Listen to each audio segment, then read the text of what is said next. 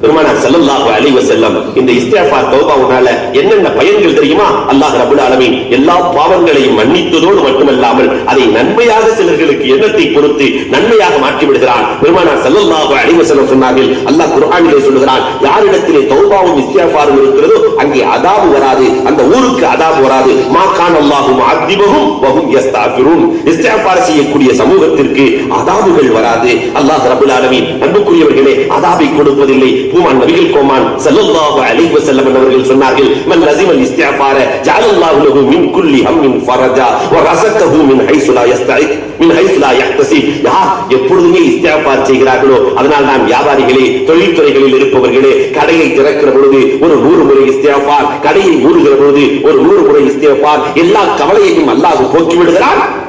மின் ஹைஸு லா யஹ்தஸிப், அறியாத புறத்திலிருந்து செல்வத்தை கொண்டு வந்து சேர்த்துக் கொண்டே இருக்கிறான்.